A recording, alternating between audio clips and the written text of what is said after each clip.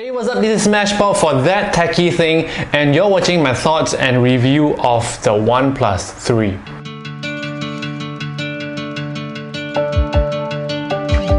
Now, for a phone to be truly awesome, I often look at 5 things. Now, the first thing is definitely the build quality and appearance.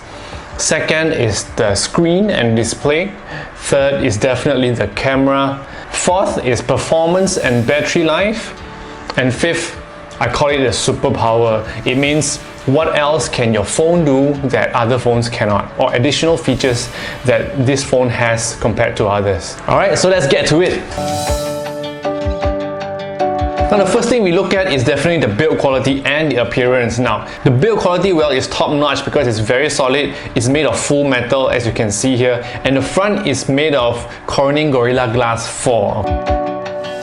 Now, the next thing we look at is definitely the screen, okay? Now, this phone has a 5.5-inch display, which is the same as some other phones out there like the S7 Edge or the 6S Plus, okay? 5.5-inch. And the resolution is actually Full HD, 1920 by 1080.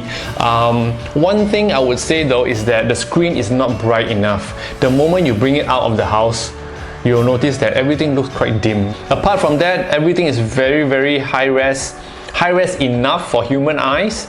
The colors are nice and photos look good on the screen as well. Now, talking about photos, let's check out the camera.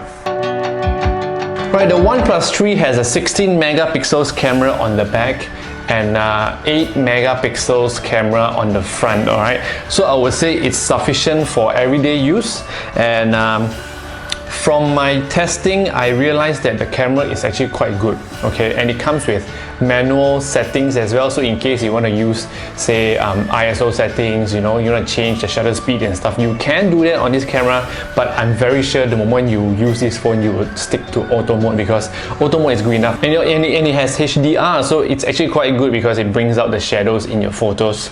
And now, what else can I say? Well, I wish there is a proper anti-shake system on this camera, but then again, at this price point, we shouldn't demand much lah, right? Now, from my usage, the OnePlus 3 can actually last me throughout the day. There's not much battery left if you want to leave it for the next day, so you would have to charge it every night. But if you think that you need more power, don't worry, because it comes with the dash charger, which is a fast charging cable and adapter, so it can actually charge your phone up to a certain percentage in a very short time. Now, the last part, we want to see some superpowers of the OnePlus 3, okay? One thing that I want to say is that the fingerprint scanner is very fast. I think it's one of the fastest I've tried among all the Android phones nowadays.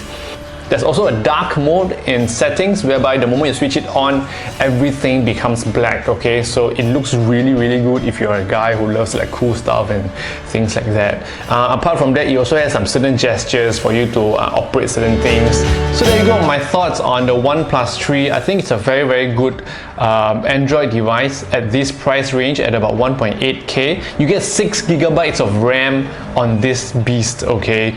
My computer don't even have a 6 gigabyte of RAM. So yeah, camera is good, screen is nice, although a bit dim for outdoor. What else is there? Speaker is quite loud, although I wish it can be a lot louder. Fast charging is really fast. So if you're looking for a great Android device, a plain, simple and good Android device for an affordable price, I think this is it. So this is Smashpop for That Techy Thing. See you next time.